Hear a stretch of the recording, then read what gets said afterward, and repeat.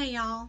So, I am focusing on meal planning and prep for our upcoming camping trip to Hurricane Mills, Loretta Lynn's campground for their annual TrailJam Jeep event.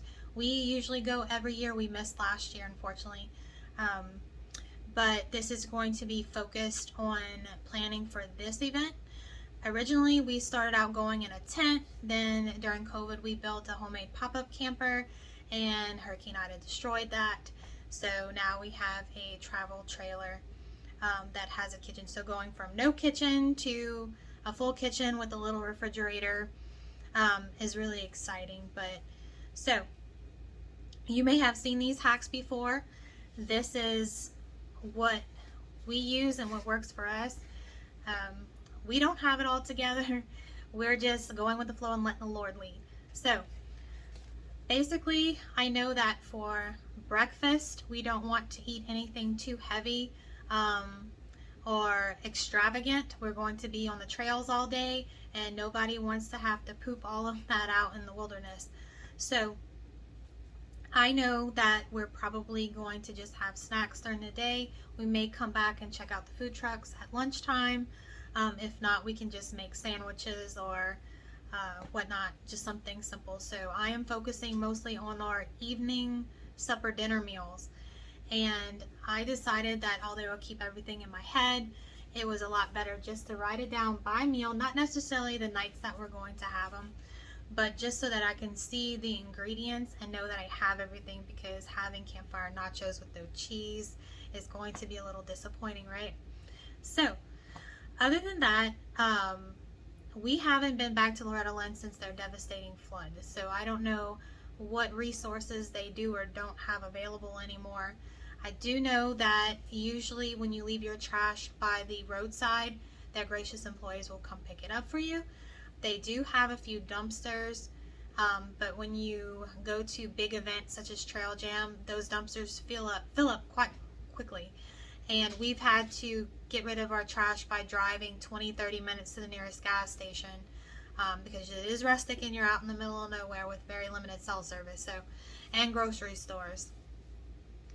So if I can cut up my vegetables and keep a lot of my meat waste, packaging, and vegetable scraps out of the camper and having to fill up a dumpster with that unnecessarily, then I am going to try to do that. Not to mention, I don't think that they have bears in the campground, but they do have trash pandas and lots of wildlife that like to dig through your garbage. So basically, you're going to see how quickly my compost bowl fills up.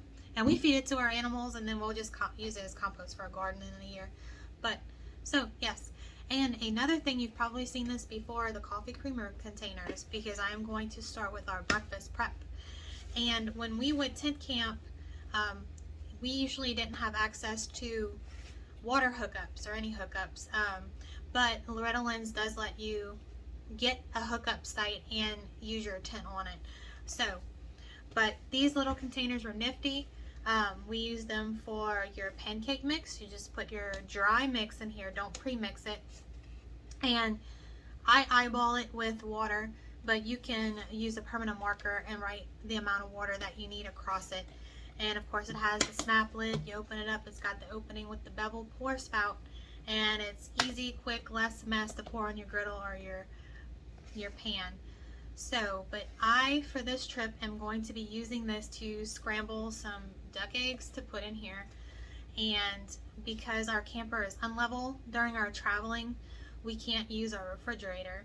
So we're relying on an ice chest. So I am going to scramble these in here. That way I can use them as needed on our trip. And also another thing is, we have chickens. You may or may not. If you have access to someone who does, or see someone selling yard eggs or chicken eggs, so the same thing. But ask them if they wash them, and if they do, if they can maybe save you a couple dozen without washing them. And what's so great about that is, without going into that whole explanation scientifically, there is a natural film that is on the eggs, and stores and some people wash them so that they look prettier for you.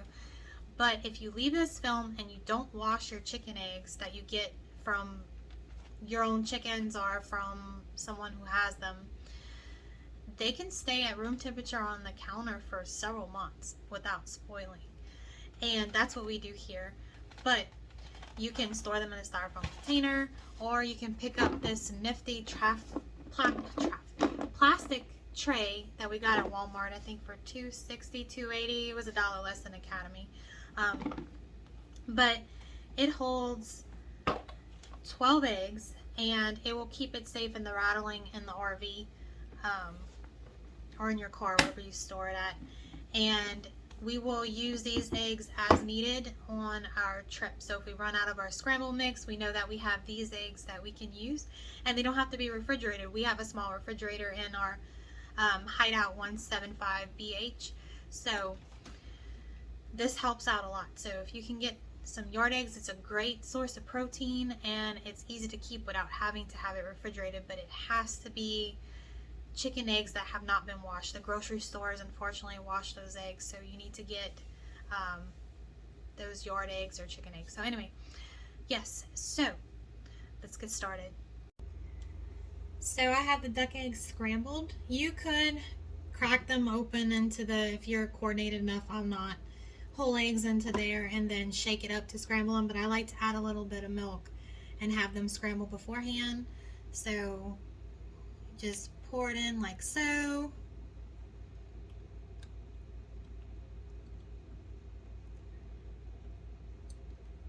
And that's that, guys.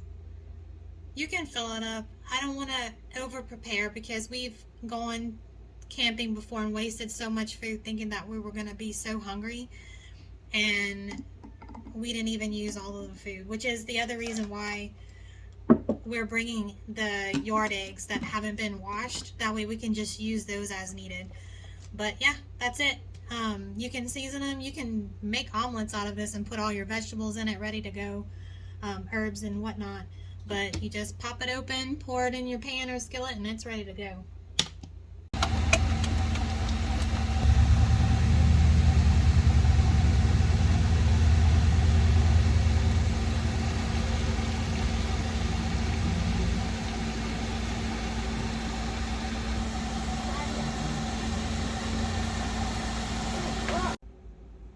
So for the first night, we decided that we were going to do campfire pizzas, because all of our meat is going to be frozen, so that way it stays right on the way there, and we don't know if the meat is going to defrost enough in the center, so it would be easier for us to just use something that's shelf stable like pepperoni, and we just have our cheese cooled. So you can make the pizza dough from scratch. This is my first time doing this, so I decided just to do the dry mix. I think Pillsbury and Great Value make some dry mixes for the pizza dough that you can pick up at Walmart.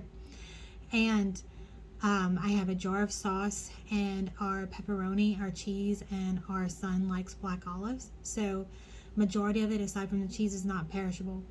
And that way when we get there, we can start the fire, get our skillet out, make the dough. It doesn't have to rise, and we can all have our own individual pizzas, and that's our dinner for that night. Hey y'all, so it's our first night and we're making pizza. So you can get the ready-made crust in the refrigerator and make your own, or just get some ready mix, pre-mixed one, and follow the directions. So our dough is ready. Just pour a little bit of oil in the pan and just spread it around the corners. You don't have to go all the way up.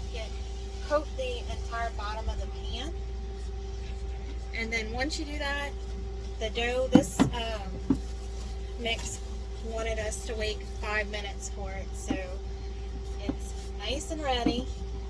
And then what we're going to do, pop it in the pan, get these little bits out, and then you're going to just spread it around.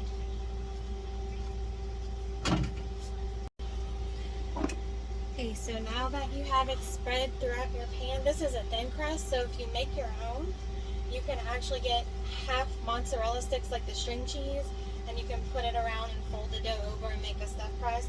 But you're going to want to poke it a gazillion times with a fork, as much as you possibly can, because you want it to get a crispy crust, and you also want it to cook thoroughly, because it's not like a oven that's encompassing everything. So, there you have it. So, see you outside of the pit. Since our full hookup doesn't have a fire ring, we have our little lodge grill that we like to use, and you're going to put your pizza crust on there for about 5 minutes and take it off. I'm ready to do it. After about 5 to 8 minutes on your coals, it's not going, the dough isn't going to be tacky anymore, but it still will be soft, and then you can make your pizza. So we're going to use pizza sauce. Me and Wyatt like olives and mushrooms. The husband does not. And pepperoni and cheese, of course.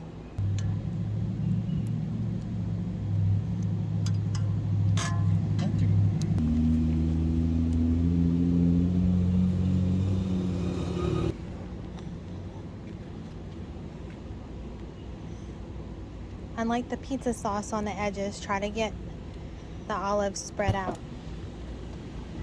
And only do half.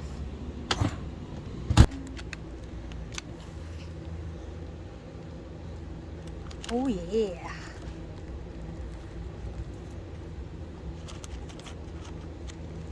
So tint your foil over it. Then put your pizza back on the coal. Wait about 15 to 20 minutes until it's done.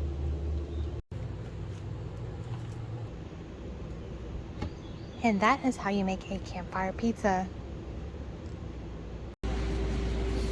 C'est bon? Hello? Hey y'all, so we're prepping our nachos. So you have your tortilla chips of choice. Get some finely shredded cheese. I use Fiesta blend and finely shredded because it's difficult to control the heat on a campfire. So the finely shredded will melt, but I mean it's completely up to you. You can even get a liquid cheese like Velveeta or something like that, but we're gonna use shredded cheese on the campfire. 1 pound of lean ground beef. That way you don't have to deal with the grease. This is 1 pound, and the taco seasoning that I'm going to tell you about is for exactly 1 pound of ground beef. You don't have to make your own. You can use a packet if you want. We dry and grow culinary herbs here, so to be able to use it in our food, and we also dehydrate our onions that we grow and grind it into onion powder. So I'm just showing you a 1 pound serving of the taco seasoning. So you are going to use 1 tablespoon of chili powder. You can use a couple teaspoons. You don't have to use the whole tablespoon. 1.5 teaspoons of cumin, 1 teaspoon of sea salt. I use sea salt. 1/2 teaspoon of pepper, 1/2 teaspoon of paprika, 1/4 teaspoon of garlic powder, 1/4 teaspoon of onion powder, and 1/4 teaspoon of oregano. And then I've already placed it here with my ground beef. I'm going to chop it up, and then I'm going to put it in. So now we have our pre-seasoned beef. You could just take this with you if you wanted to and season it there. I find that it's so much easier just to prep it, have it seasoned, ready to go. But what I'm going to do is I'm going to mash it as flat as I can to help with it fitting into the ice chest, because my plan is to freeze it because it's going to help keep everything cooler. So it's like a multi-purpose over here. It's serving as like an ice block to keep everything cool, and it's staying fresh on its own. So, and what I'm also doing is I am reducing its footprint whenever I put it into the iron skillet on the campfire, because it's thinner, it's going to defrost quicker, and it's also going to cook quicker. And the way, you will see, but the way that we're going to cook it is getting our pan hot, putting this in the pan, letting it sear, and flipping it over like a giant hamburger. That way And then we'll just chop it up and then start our campfire nachos. So this is ready for the freezer. Hey, so we just got back late from the glow ride. So it's 9:30 at night and we haven't eaten. So we're gonna pull out those campfire nachos.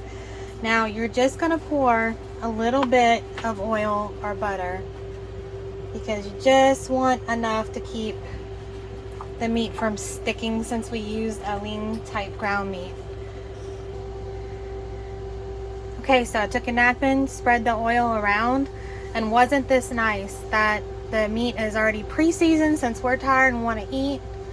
So we just mushed it to fit the pan. Richard's got the coals on the pit going, so this is going to go outside. I know it's hard to see, guys, with the light, but you're going to sear it on one side for about 5 minutes like a giant hamburger patty, and then you're going to let it go for another 5 and then just chop it up until it's completely cooked.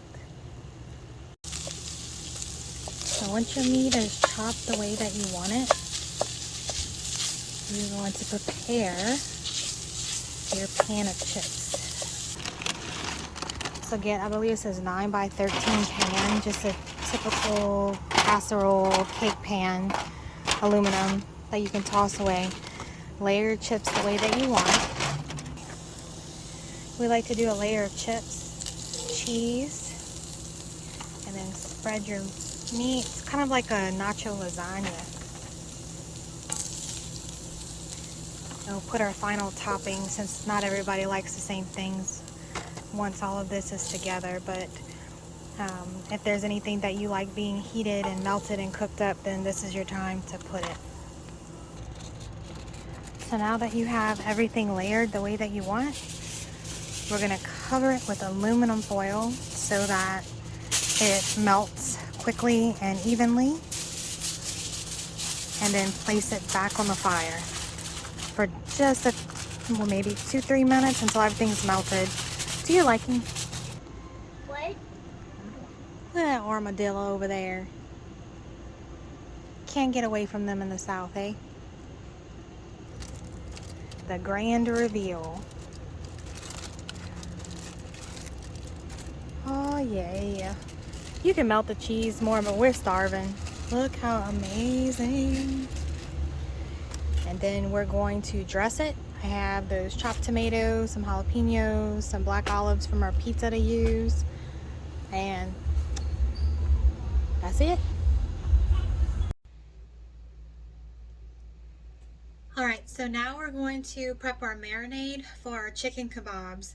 So I used about 4 chicken breasts, the big ones that you get at the store, and trimmed them and cut them as best that I could into about 3/4 to 1 inch cube pieces. Doesn't have to be exact, just make sure that they're large enough to stay on the skewer and that they don't break and fall apart into your grill or whatever you're cooking on. So in my cup I added 1/4 cup of oil. I used avocado oil, 2 tablespoons of fresh orange juice because we're going to use an orange and use some of the pieces of the peeling to go into the bag to help with the marinade too.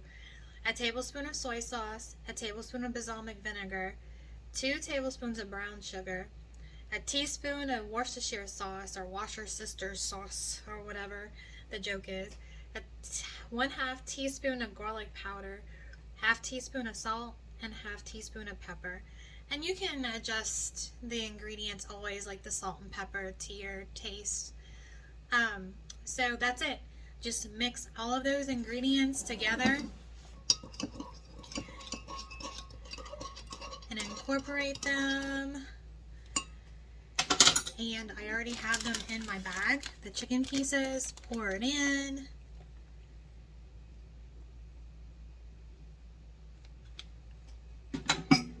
And also you can add your pineapple juice when you cut your pineapple, because that's what we're planning on doing for these kebabs, is the chicken, some peppers, and pineapple grilled with it.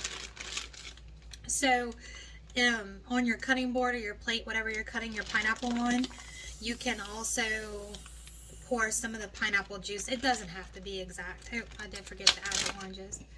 You don't have to do it. I just do it because I'm extra.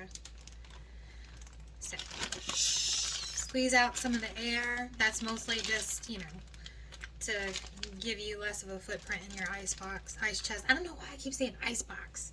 I guess technically an ice chest is an ice box, but and I just kind of mix it around a little bit before it goes into the freezer to make sure everything is coated really well. And you can label it chicken. I mean, it should be self-explanatory, but and now that is. So now we're working on our vegetables for our steak and chicken kebabs. So this, you can use any vegetable really.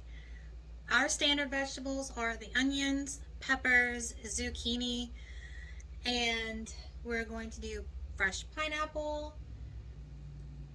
Nobody else likes any of this except me. So most of it's just to add flavor. Oh, we're also going to do some mushrooms too. And I'll show you how to prep those. So, basically, some people like to do their meat on one skewer and do their vegetables on another because of the difference in cooking temperatures and the textures that they like. Because I'm the only one that really eats the vegetables, I'm so cool with just having the zucchini and maybe some peppers together on one skewer, and then using the onions and peppers just as a, I mean, it's a kebab, so you want to see like the whole magazine beautiful thing together. So I'm going to get to chopping and we'll be right back. Ha! I've always wanted to do that. So basically we have our pineapple, fresh pineapple, zucchini, jalapeno peppers, bell peppers, mushrooms, and onions that are going to be our staple.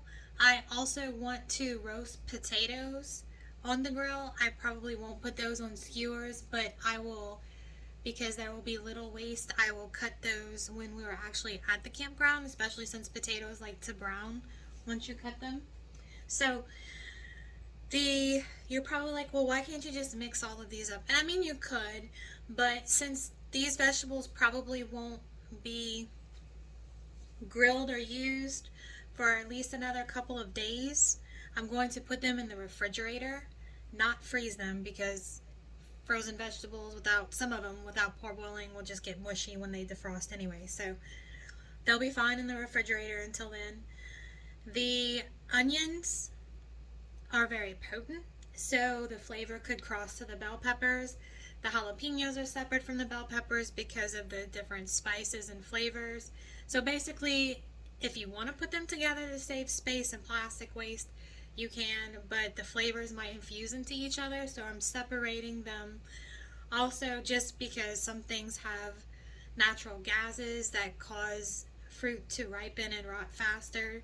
Like, if you ever heard of putting apples near certain things to get them to ripen a little faster because of the gases that come from them. That's kind of my theory here. So, anyway, pushing that out of the way, I'm going to show you how to clean your mushrooms. And I'm going to actually slice these for our pizza on our first night. Just take a damp towel, and all you have to do is just wipe the dirt off of it. I mean, it's already fungus, so you can't get much worse than that, right? And then after that, just pop the stem off like a little mushroom grenade there, and do what you want with them. It's pretty great. Also, I wanted to show you guys what you can do with your pineapple tops. You can actually grow a pineapple. I believe it takes about 2 years for the pineapple, but I mean, come on. It's so worth it. So let me show you. So this is what you do with the pineapple top. You can, it doesn't have to be fancy. I mean, you can just leave the top on it. Because we're going on vacation for over a week, I'm not going to have anybody to really water the garden outside, because whenever you can put these in a jar with water like I'm doing now, so that it starts the rooting process and keeps the top from decomposing. But you can also plant it outside in a pot or in the garden, but you have to keep it watered at least for the first couple of weeks really well, because you'll notice the tops will start to brown, and that's okay, but you need to tend to it at least for a little bit until it gets established. So let me show you what I did with one that's about a year old. So here is one that I started and just kept in a pot and just watered it, and it is about a year old. I cannot wait to see if a top will ever form in there, but I mean, it's still alive, so we shall see, and I'll keep you posted on that one. And another thing about the pineapple top, if you live in the southern region, like I live near the Gulf Coast in Louisiana, so I still need to keep it in a pot because of the colder weather, and any bit of like a freeze will kill it, and don't ask me how I know. But keeping it in a pot, I'm able to move it onto the porch or somewhere to keep it away from direct frost. So have fun growing little pineapples. Yeah, so guys, look at this giant compost bowl. I had to change the bowl. So imagine having all of this waste while you're camping and having to deal with that and cut it up. So prepping to me takes a little time at home, along with the packing and whatnot and loading up, but it's so much worth it, because now you don't have to worry about so much trash and the smell and the animals, and it can be used for compost, and we're going to use it for that and feeding our animals. Clearly not the peppers, if you're wondering, but so yeah, see y'all on the trail. And here they are on the grill. We're going to do the same thing as the beef, except the chicken's going to cook a little bit sooner. So what do you say about before flipping? 6 minutes. About 6 minutes on all 4 sides. There they are ready. Don't forget to spray your grill with non-cook spray if it's not seasoned. FYI. So we have sliced, diced, cubed our meat that we're going to use for our steak kebabs. The roast, surprisingly, had only about maybe a cup of fat that I had to trim off of it, but otherwise, I mean, it's pretty lean now. So yeah, so the dogs are gonna get a little treat. You can also freeze the fat meat scraps that are in there to make a beef stock. So we did our marinade, which, scoop that out the way, is I have a cup of oil of your choice, 1.5 tablespoons of red wine vinegar. I didn't have red wine this time, so I used balsamic vinegar. 2.5 tablespoons of Worcestershire sauce, 1 tablespoon of honey. I love to promote local raw honey, but you can use any other honey, but it is so good for you. And 2 teaspoons of Dijon mustard, a tablespoon of garlic. You can use garlic powder or minced garlic, 1 teaspoon of pepper, and 1 teaspoon of salt. And again, you can adjust this to your taste. It's just a marinade, so the different flavors are just going to go in there as the meat allows. So, and please don't tell my husband there's mustard in here. So that's it. Gonna pour it in the bag that I plan to freeze it in. I'm going to freeze it in it. And seal it. Much air out of it as possible so that it freezes a little bit better and stays flat. Rub it around. Make sure everything gets in there just right. And that's it. I'm going to freeze that, and that's a wrap. Hey guys, so we just got back from our first trail of the season, and it was pretty awesome. So now we're hungry for lunch, and it's actually pretty cool in the shade. So we lit the pit, and we're going to make those steak kebabs. So we got all of our vegetables. that made the trip here, and I'm gonna wow on them sticks right here. So I'll show you. I'm gonna come out. Look at that beautiful steak kebab. This is where we use our roast. I'm so sorry if you wanted to watch me put it together, but ooh, listen to that. Yeah.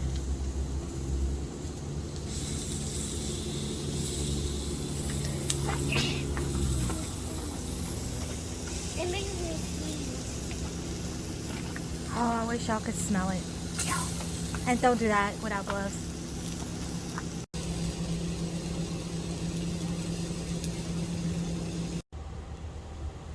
Y'all, they look and smell so good. So yeah, time for lunch. À la manger. Let's see.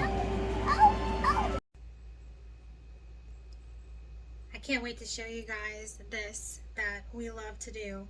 So you can buy microwave popcorn, and we're kind of on a quest to be a little bit more self-reliant and a little healthier. But anyway, so I have some white paper bags that are probably 10 years old that we used for my bridal shower for people to put cookies in or whatnot. But anyway, so we have a ton of paper bags and we're using them up. So you get a paper bag. It doesn't have to be white. It could be just the craft paper one. You get your kernels, whatever you want to use, and it's just open the paper bag, put in half a cup of the popcorn kernels and 1 teaspoon of oil of your choice, and shake it up. Put it in their microwave for about 2.5 minutes or so. It's the same thing. You roll it up tight in the microwave. It's the same thing as popcorn that comes from the store.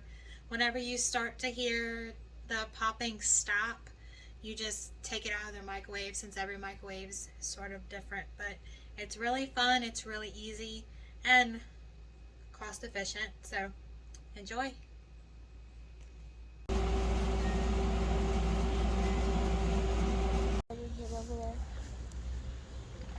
Well, we're not gonna be